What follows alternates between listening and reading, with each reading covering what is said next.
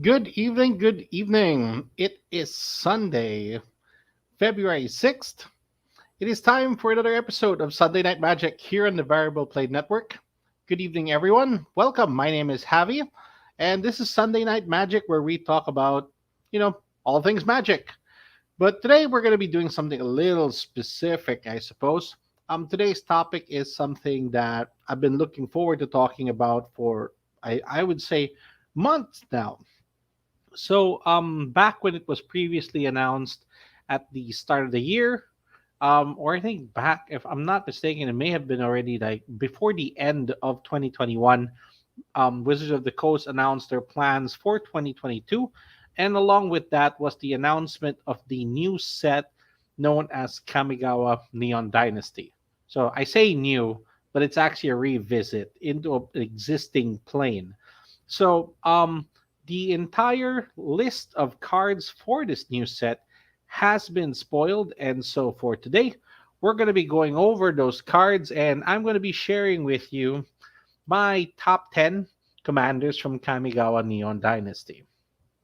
I'll be checking through the comments throughout the episode and I'll do my best to, add that in. But I really hope that you guys, join in the conversation and let me know what you guys think about my choices.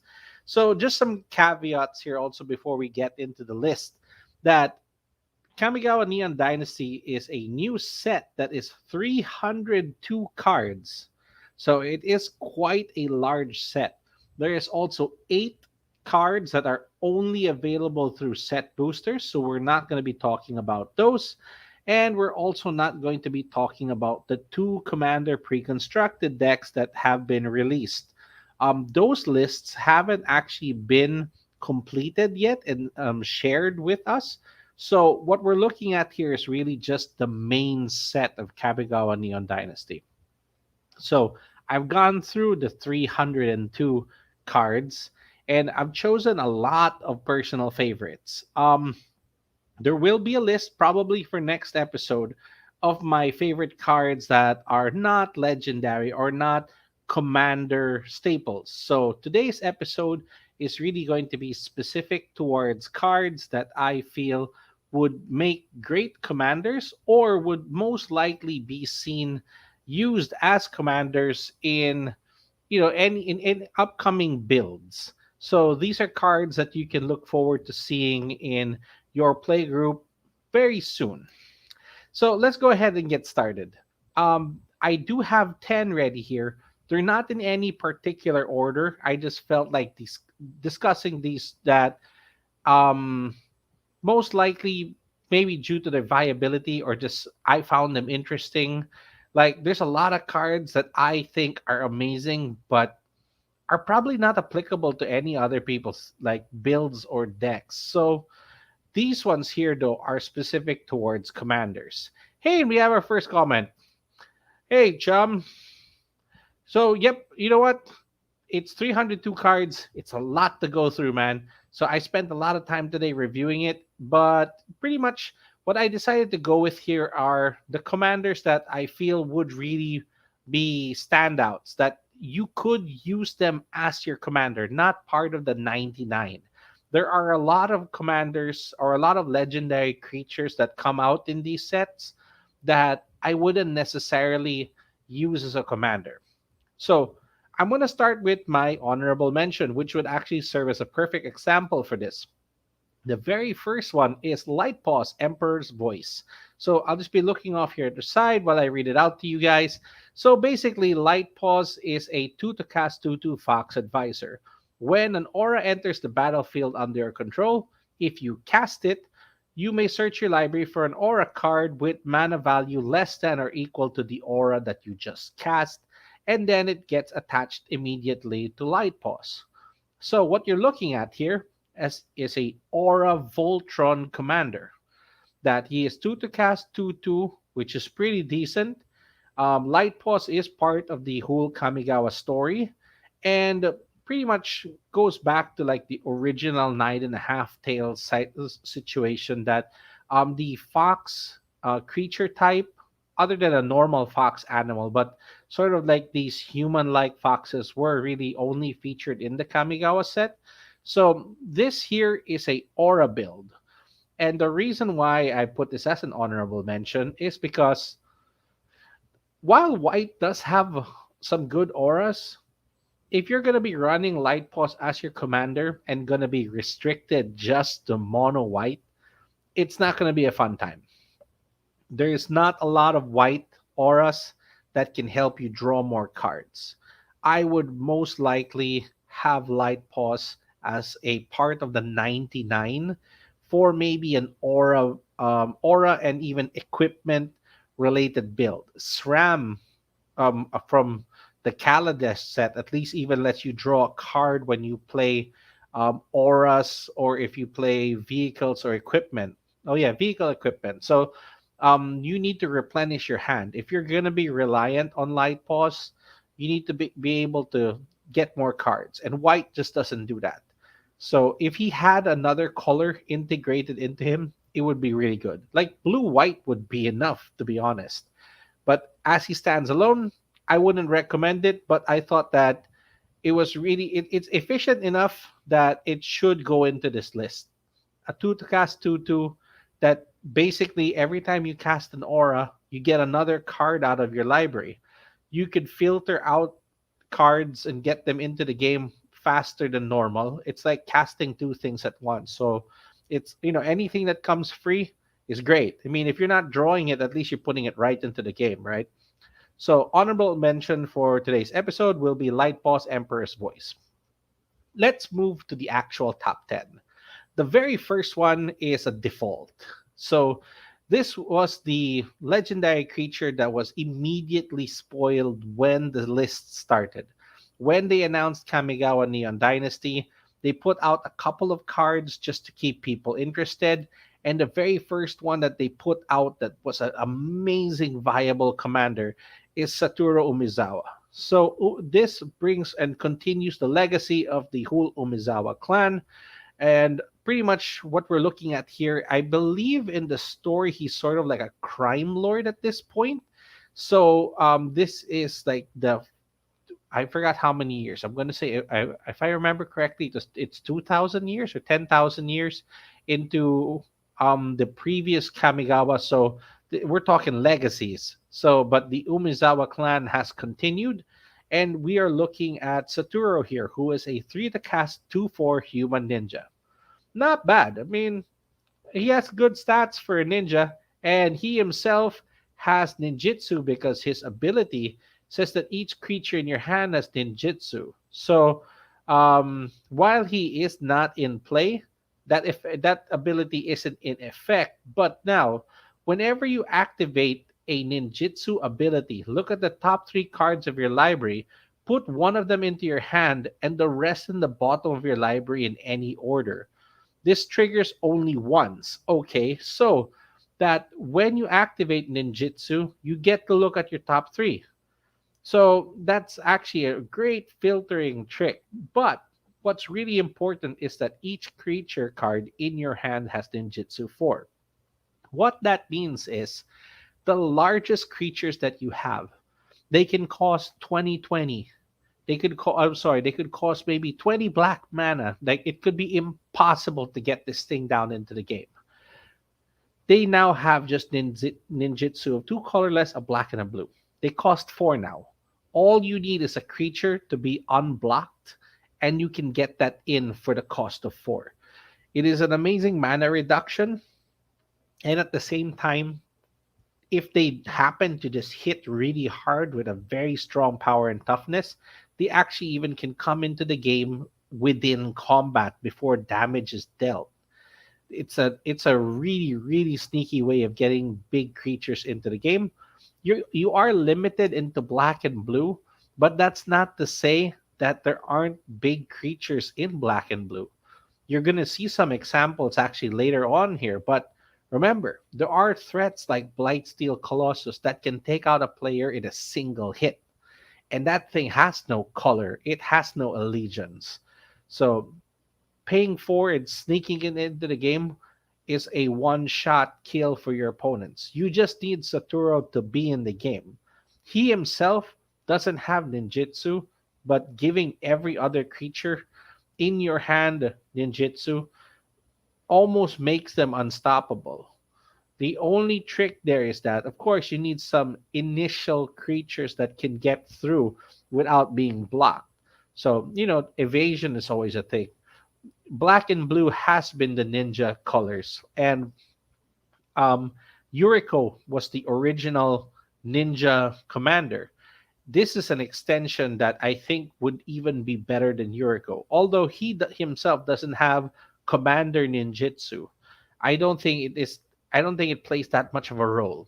I think that you could really do so much more damage with him because you get to play just beyond ninjas, playing the best creatures that you have and sneaking them in. So number 10, not in any particular rank, just that again, this is one of the first ones spoiled, goes to Satoru Omizawa. Next, my number 9 is Shigeki Jukai Visionary. So the Jukai have been also part of the original story. So this here is a 2 to cast 1/3 legendary enchantment creature, and it happens to just also be a snake druid. There's so much happening in that text that the font size has shrunk so significantly that you can barely read its creature type. I think that they may have just wanted to cut this one or two. Maybe they didn't have to make him an enchantment creature. I'm not sure what they're going with here. But this here is another example of mono green doesn't really need any help. There's so many good mono green commanders. But I think that there is a place for this particular commander if you're playing mono green landfall. If your deck doesn't necessarily care about your commander, let's just say that it's a placeholder, I would definitely consider using Shigeki instead of any other commander, really. Because let's go over the abilities here. Shigeki has the ability of paying one colorless and one green, and you tap it. So, okay, you can probably do that next turn. Return Shigeki to your hand. Reveal the top 4 cards of your library. You may put a land card from among them into the battlefield tapped. Put the rest to your graveyard. So he is essentially a he's a fetch land so that he can just keep digging up lands for you and filling up your graveyard at the same time. Now, he also has a secondary ability because you play him from the command zone, you activate his ability, you go look for a land from your top 4. It's not even a search, it's a reveal, which means that other cards that have gone out already now that prevent searching cannot stop this. And secondary is that it has a channel ability. Now that it's back in your hand, you can pay 2 green and double X, which is kind of expensive, but you discard Shigeki and then or Shigeki and return X target non-legendary cards from your graveyard to your hand. So it is also more or less a recursion effect. It has regrowth built into it. And when you discard it, oh, you've already used the card. If it's your commander, you can simply move it back to the command zone and you can repeat this process. So you can pretty much use this commander over and over again, playing it and returning it to your hand to just keep getting lands out of the top 4 of your library. And when you're ready, from your hand, you can just return whatever permanents you want, or simply just use any other green effects that actually are built in to their colors that would just get you your entire graveyard back. You can go with Dredge. You can also go with Gaia's Blessing and reshuffle the entire library, or put an Eldrazi in there that has a reshuffle effect. You don't have to be worried about losing your library and putting it into the graveyard. Green is not necessarily a reanimator color, but you know what? It does have a lot of effects that requires the graveyard to be full of stuff. And this is like a multi-tool. You have a 2 to cast 1/3 that can serve as a great blocker, especially for like the common CEDH builds of like Timna the Weaver is a 2/2. A 1/3 will survive this every time, so you're good. It can handle initial creatures as a blocker. You can return it to your hand to go get lands and fill up your graveyard. And then from your hand, you can use it to return things you've lost in the game. There is no downside to this commander, except that it's mono green. If there are better commanders that you'd like to use for mono green, by all means. But again, if you just have someone there as a placeholder, consider using Shigeki instead. So that is my number 9, Shigeki Jukai Visionary. Number 8 goes into the dual color realm. I wish that they actually did this instead with Shigeki. We have Tameshi, Reality Architect. So we're looking at a Moonfolk Wizard, but it costs blue, but its activated ability is white. So we're looking at a dual color commander. This is a blue and white build. So a 3 to cast 2/3 Moonfolk Wizard. Now, when one or more non-creature permanents are returned to hand, if you the wording of that sounds really really different, and I think that some people might miss the opportunity here. Whenever one or more, so that means it only really triggers a single time, and it happens once each turn. But whenever one or more non-creature permanents are returned to hand, not your hand, just anyone's hand, you get to draw a card. So if you manage to put in any effects that just return non-creature cards, let's say there is overburden. Whenever you play a creature, you have to return a land. Tameshi lets you draw. There is mana breach. Whenever you cast a spell, return a land to your hand. You get to draw a card. This is going to be another stacks commander, and that's why I've added Tameshi into this list. I see so much potential for just being evil to your table. And what's worse is that Tameshi has a secondary ability. You can pay X and white, return a land you control from its owner's hand, to its owner's hand, which means that you're returning maybe your own land. Okay, and that triggers a draw. Next to that is another ability. Return target artifact or enchantment card with cost X or less from your graveyard to the battlefield. Activate as a sorcery. So it has graveyard recursion for artifacts and enchantments.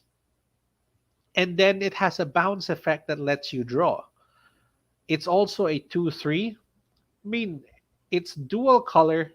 It technically can block as a 2/3.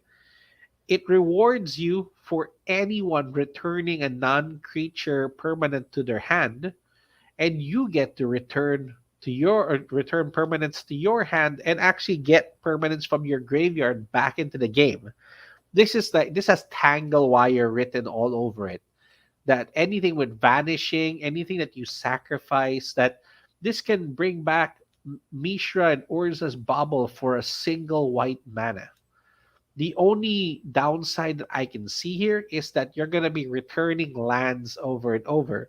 And blue and white doesn't necessarily have effects that let you play additional lands. Like white can definitely use land tax effects for you to look for more lands, but playing additional lands is a different story. So you could kind of tie yourself up here, but blue and white are also the most efficient artifact colors.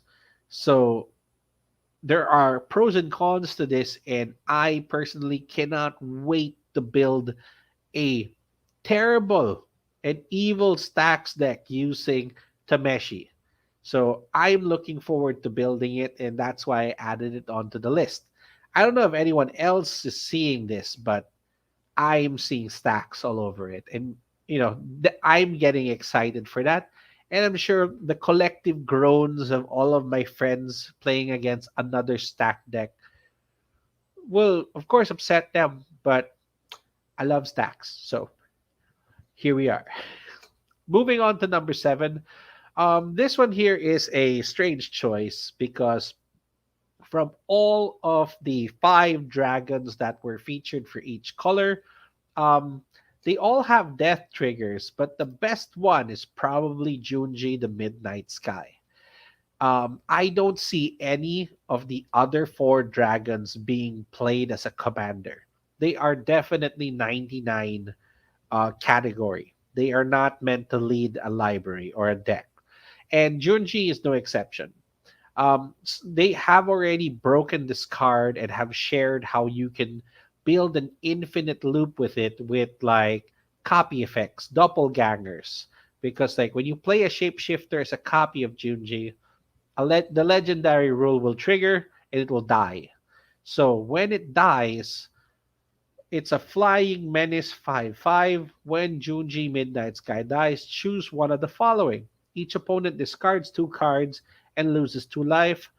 Not everyone's going to be using that option, but instead, put target non-dragon creature card from your graveyard onto the battlefield under your control. You lose two life. Two life for a return any non-dragon creature. It is quite possibly one of the more efficient reanimator spells ever, or reanimator effects. It's a death trigger.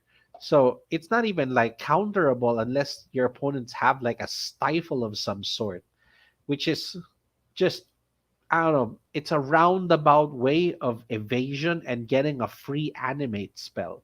So I consider this to be quite possible for a mono black commander deck because it just reanimates. I mean, there is like, let's say the CDC mono black is just a living tutor. You'll go get a card that you need. This one here is just a living animator. You can literally put your best creature into your graveyard, like, let's say, what, a Razaket, and just bring it back in. Couple this thing off with some death triggers that let you gain back life. You can negate that whole lose two life and just kind of run circles with this thing.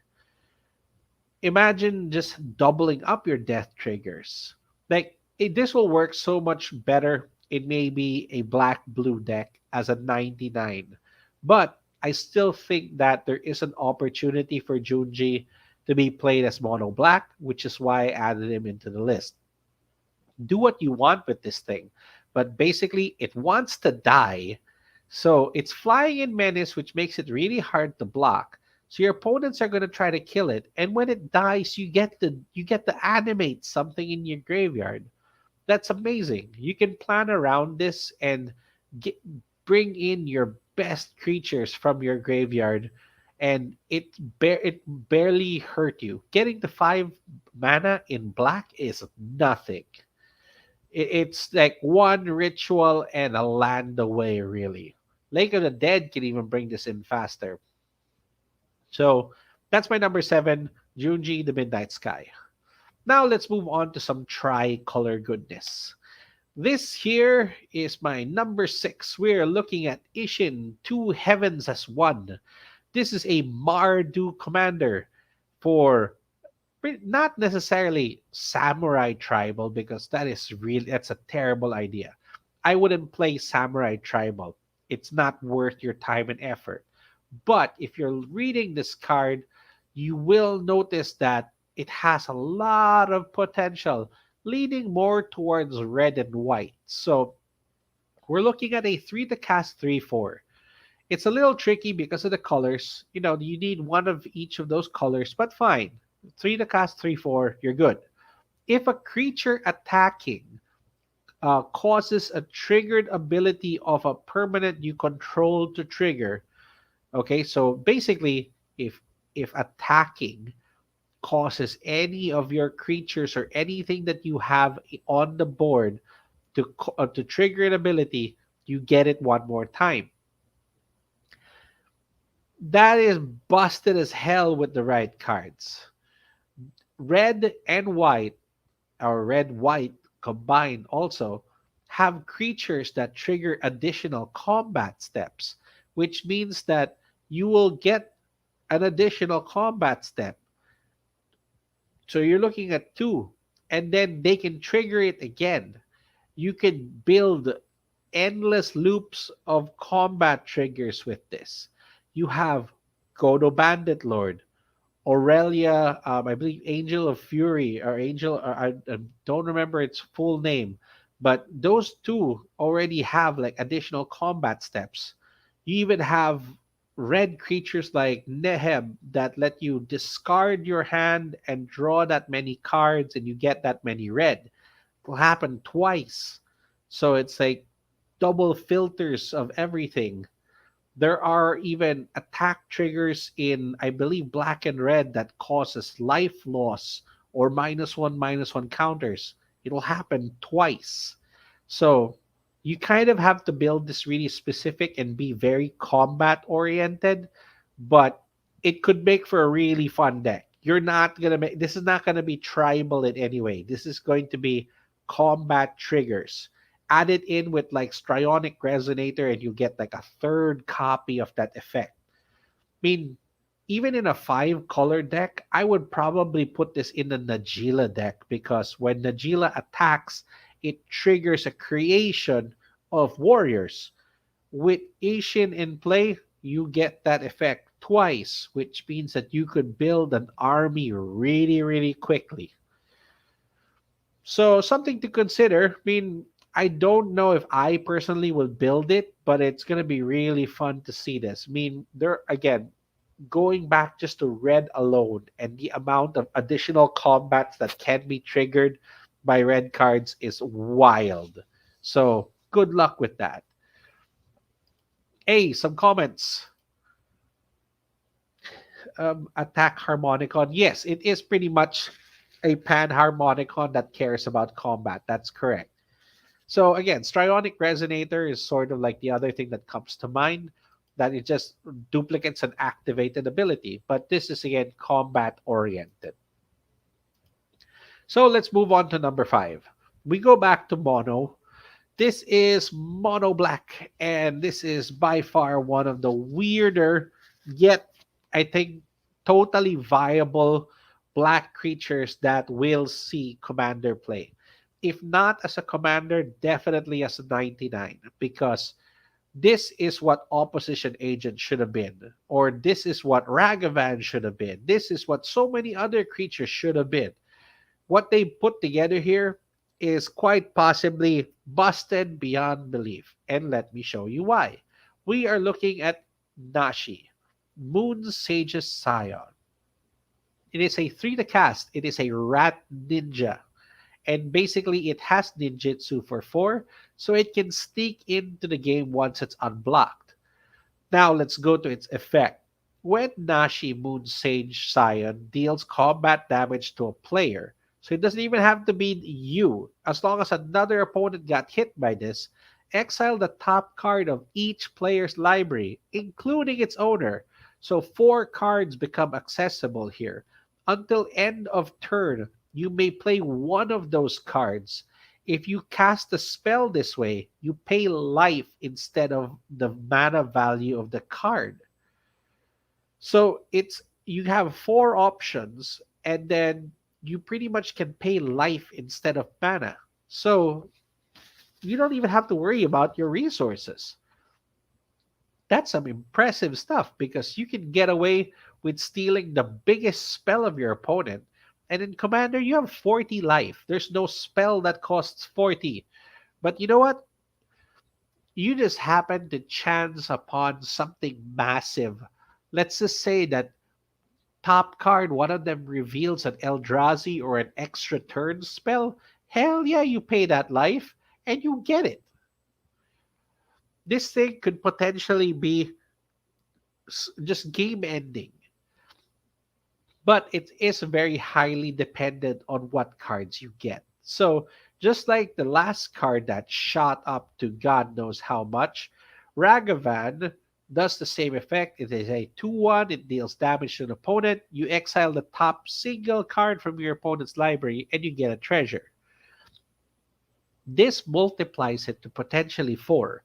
And if you're playing even a bigger commander table, let's say that you're in a 6-man pod, you have access to 6 cards. You can only cast one, but that's a really good pool of cards to choose from. You know, if it was all lands, then you're just horribly unlucky. But I don't think that that's ever going to become an issue. I expect to see this in any deck that is running black. Maybe not as a commander. Maybe it will fit better into like the ninjutsu deck that we looked at a while ago with the from Ubizawa. But who's to say that you don't build just a mono black version of it and just use Nashi here and try to build more around stealing cards from your opponents? It can be done. So number 5, Nashi Moon Sage's Scion. Number 4 goes to something very unique that I am hoping to see in more commander play. And this one is another two-color commander.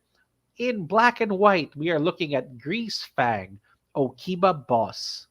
Okiba is, I think, a new faction that was introduced into this new set. I could be wrong, but basically what we're looking at here is a 3 to cast 4/3 rat pilot. So pilots are a thing now. And if you are looking at the artwork, yes, that is a rat riding what appears to be a motorbike. So Magic has really like gone above and beyond to like build this future in Kamigawa. And yeah, if you haven't seen the spoilers, they have mechs now. There are mech suits in Magic. It's finally gotten to that point. So here we have a rat pilot. At the beginning of combat on your turn, so sorry. Return target vehicle card from your graveyard to the battlefield, and it gains haste, which means that you get a vehicle into the game and it can already be used to attack immediately. You just have to crew it. And then after that, return it to its owner's hand at the end step. You get something from the grave, you're allowed to use it, and then it goes back to your hand. So not only does it pick something up and just bring it back to your hand, it allows you to use it in the middle of it. So it even has an ETB effect. There's like multiple things happening here. You could technically sacrifice a vehicle just to bring it back and then use it and have like the effect. So you have a death trigger, you have an enter the battlefield trigger, you have an attack trigger, so, and then back to hand. So you can even have it in your hand so that you can discard it and kind of repeat the process somehow. There is flexibility here that I think has a lot of potential. I don't know what a black and white vehicle deck will look like, but you know what? Blue and white vehicles is what's going to be the upcoming Commander precons. So at least white already has some options there. And there are some of the previous vehicles from the Kaladesh set and what has followed after, which is pretty good as well. So there's a lot to look forward to there. It's going to be a unique build. Hey Ron, good evening. Thank you for joining. Yes, it is vehicle time. So this is, I think, possibly one of the more interesting vehicle or vehicle builds here. I don't know how extensive black is in the field of vehicles, but you know what? I will say black does have some of the most dangerous artifacts that and equipment that can be used in this build. Cranial plating alone can make any creature into the most devastating attacker in the right artifact vehicle build. So I'm looking forward to seeing what will happen here. Let's go to number 3. So number 3, this is my personal pick, and I really think that this is going to be like a sleeper. No one's going to see this coming. We're looking at the reality chip. And you are correct. It does look really weird. It's I don't know how to explain this, but basically it is like an equipment commander that does so many weird things. Let's begin unpacking it here. Oh, just a moment. So, the reality chip is a 2 to cast legendary artifact creature. Okay, it's an equipment jellyfish. So, it is a jellyfish that can attach to any other creature you have. But on its own, it's actually a 0/4 artifact creature, which is not bad. It's a good opening blocker, so to speak. And it has the effect that you may look at the top card of your library at any time. So, on its own, it's not that good. 2 to cast, look at the top card, it's a blocker. So it has a little bit of prediction, which is okay. And then it's a decent blocker at 0/4, but it has another effect. It has reconfigure. Reconfigure is a new ability that is being introduced into Neon Dynasty that basically you have creatures that can become equipments that attach themselves to other creatures. So later in the game, when you have another creature, you can pay three, that's two colorless and a blue, and you will pretty much attach the reality chip into another creature you have. Once it's attached, as long as the reality chip is attached to a creature, you may play lands and cast spells from the top of your library. This is basically the new version of Future Sight. There has been future top builds, there has been counterbalance builds. There are so many other cards that kind of work in conjunction with what knowing the top of your library is. And you could build a storm count, you can build like an ETB game. Like there's so many things that you can do here. Like I used to run a very similar deck that would just try to cast the same card over and over again, which is Sensei's Divining Top. And the reason why you would do that is to build a storm count. Either use Aether Flux Reservoir to kill all your opponents, or use Brain Freeze to mill out all of your opponents. So this technically is a 2 to cast version of Future Sight, which costs 4. Mystic Forge also costs 4, but these are not allowed to be your commander. The only other exception would be Elsha of the Infinite, and it is red, white, and blue. So it is a little bit more expensive to cast. I believe Elch has 5 to cast, if I'm not mistaken, and does have also the ability to cast from the top and get bigger until end of turn. But it's not as mana efficient as you need it to be because you need red, you need white, you need blue. So you need to like set up a lot of things. This here is literally one blue and one colorless. And once it's in the game, you could just time this right and run your future sight combo and even play lands from the top of your library. It's like a hand extension. It's having access to more cards and even allowing you to look at the top card at any time, and you can decide when you want to use that. It is great efficiency. I want to run this. Maybe not as I'll test it out as a commander, but I would definitely need to add this into any deck of mine that is reliant on the top deck of my library. So number 3 goes to the reality chip. Quite possibly the weirdest commander that anyone will run. I know that the pre-constructed decks also introduced the very first vehicle commander, but this one here is like the very first equipment commander. So good luck with that. Number 2, we move to a recently spoiled and featured card. If you haven't seen the episode of Commander's Quarters on this, it is a very extensive look at what you can do with this. We are looking at Hinata Dawn Crown. So this is a 4 to cast red, white, and blue commander. So you are playing 3 colors here. And you're looking at a 4/4 flying trample, Kirin's Spirit. So again, Kirins were introduced in the first Kamigawa set. It's nice to see them again. And this time, they are running more than one color. What makes this card unique is that it makes your opponents really, really hurt when it comes to targeted spells, while you get amazing benefits. This spell or spells that you cast cost one less for each target. So if you have a spell that says return two target creatures, that's two colorless off the casting cost. You get a discount based on the number of targets your spells have, while your opponents in turn have to pay one more for each target their spells have. So imagine that um, let's say that you cast something that gets countered by your opponents. Let's say they use something like Flusterstorm. Flusterstorm says that you will counter target spell unless your opponent pays one.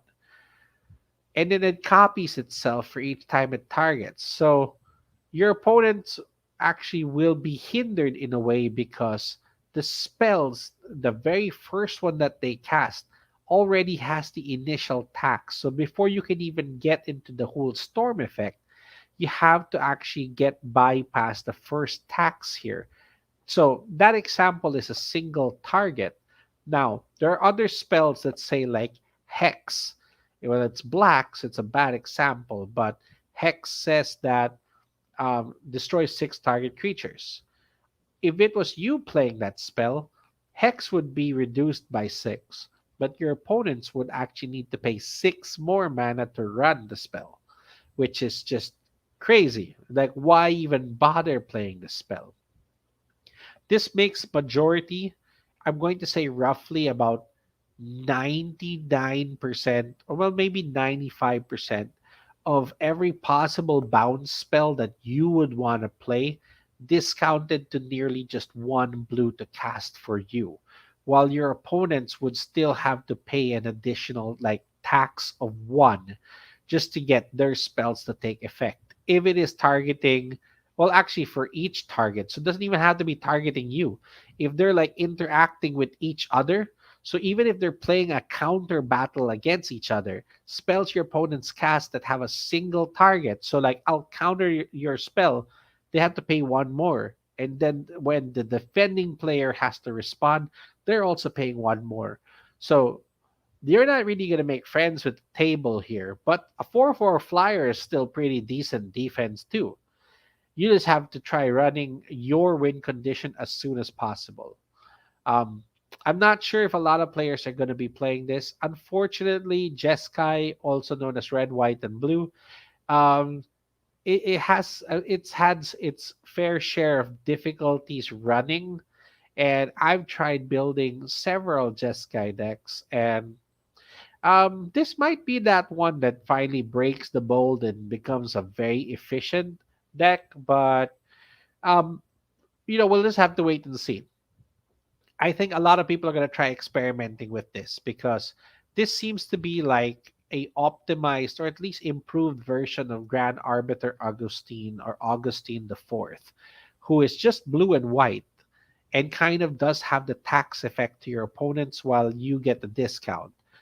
But this time, Hinata here has red, so you're moving into three colors.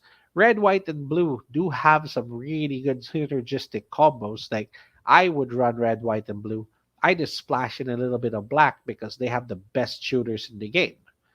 So, if that's something that you'd rather not do and just stick with three colors, this is a great commander to consider. So that's number two. Number one is another legendary creature that was initially spoiled, came out in a couple of lists already, and in the vein of how Magic the Gathering stories have been going, I'm actually very happy that they did bring this character back. Although I will say that this is this is gonna hurt and might even possibly lead to a banning. This is not fun. And that's why I put this at number one because I want to build it. I know how I want to build it. And I know that a lot of people are not going to like this commander. Number one goes to the brand new version of Jin Gitaxias. This is the Progress Tyrant. So the five Praetors that were introduced in New Phyrexia have begun reintroducing themselves into Magic storyline. In Kaldheim, the Viking themed set, the Green Praetor made an appearance, and now the Blue Praetor is pretty much incorporated into the story. So, we're still going to look forward to seeing the next three. So we have red, white, and black. Um, well, the white one would probably be the last one and probably be the new big bad. That would be Elish Norn. Um, so let's go ahead and just focus on this one here. So this is a 7 to cast, 5/5 creature. It is a Pyrexian Praetor. So there are only five Praetors, and they are like the leaders of the Phyrexian clans, so to speak. And but now that there is like technically two of these are now printed, so there's arguably seven of them because now there's two versions of green and two versions of blue. So we're looking at a 7 to cast 5/5 creature. Whenever you cast an artifact, instant, or sorcery spell, so there's three things being counted here. You may choose new targets you get a copy and you may choose new targets if they are pretty much part of, let's say if you're going with instant or sorcery, you probably need a target. For artifact, you don't really need a target. So it's specific to what you're casting. And this ability only triggers once each turn. That's fine. So you could just, oh, when I play this a soul ring, now I have two soul rings. Okay. Oh, when I play this counter spell, now I have two counter spells. Okay. Do you know what you can do with this? Play an extra turn spell. Now you have two. Play a spell that lets you look for an artifact in your library. Now you look for two. The copy effect is just so busted. And you're playing in the colors that can ramp out artifacts and mana with like high tide effects and mana crypts. It can happen so fast. And looking at it, a 5/5 creature isn't that special. You could easily kill it in combat. It's not that big of a threat that you can still kind of chump block and keep yourself alive. Or, you know what? You could probably kill it immediately. But guess what? It has built in protection. Whenever an opponent casts an artifact, instant, or sorcery spell, counter that spell. This ability only triggers once each turn. It has built in protection from instant sorceries and somehow artifacts. But okay, that means that your opponent has to play something that gets countered, and then they can finally use a removal spell on Jin-Gitaxias. They're still giving up two cards just to deal with this. So it really does have a great way of defending itself. You have to ask yourself that if you're willing to waste a card or a resource. And in Commander, you only get one copy of each card. So you're probably not going to get that back unless you have recursion. So it's a 7 to cast 5/5. It has no evasion. It doesn't have flying, trample, or anything like that. But instead, it copies the first artifact, sorcery, or instant that you play every turn, and it counters the first spells that your opponent plays every turn. Usually, your opponents will like bide their time and wait for the right moment that, you know what, oh, I'm going to cast this spell. Wait, okay, that is your one spell that gets copied each turn, right? Now I'm going to try to kill your Jin-Gitaxias. It's not going to happen because the first spell that they play is going to get countered. The only way that you could probably get around this is using enchantment effects like Oblivion Ring or any other. There's several enchantment spells that are, so they're not covered in his abilities here, And that's what you're going to end up probably using in order to stop Jingitaxias. So I see so much potential here because look, Teferi Walker is 6 to cast, and people are able to put it down on turn 2. The original Jingitaxias, if I'm not mistaken, is even 10 to cast, and people have managed to bring that into the game. 7 is nothing. And if you time it right, and you get him right before, let's say, a suspended spell that you have is sitting outside of the game about to come in, you technically can get 2 copies of it.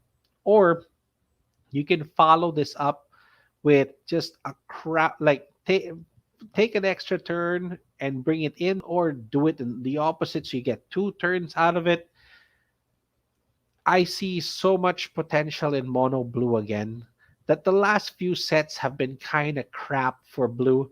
And again, it goes without saying, it is one of the most busted colors next to black. And green is probably the biggest offender because it can just do everything. Like it can ramp, it can draw, it has death triggers, it has search. It's like a full utility tool of all of the colors combined. But blue can speed up really fast, and with this can abuse that effects to levels that I think are going to make it unfun for everyone else in the table. This is one of those situations that you're going to have a blast and the whole table is going to hate you. So that's why I put him in number 1, Jingitaxi's Progress Tyrant. And that pretty much sums up my top 10 commanders from Kamigawa Neon Dynasty. Thank you to those who joined in the comments today. Chum, Ron, thank you so much. Really appreciate the comments and feedback. I hope that you guys are also looking forward to the Kamigawa Neon Dynasty set. Next week, I'll be going over my favorite picks for the set itself. So, non legendary or non commander specific cards. And pretty much those that list is, I think I got it narrowed down to maybe close to like 25 cards. So I'm still making some cuts. I'm taking away some of my own like personal picks because they apply to decks that I am currently building. I'm going to try to just try to stick with a very streamlined list of the most useful commander specific cards on the next episode. So look for. I hope you guys are looking forward to that. And with that, I'll also catch you next episode. Thank everyone. Keep gaming.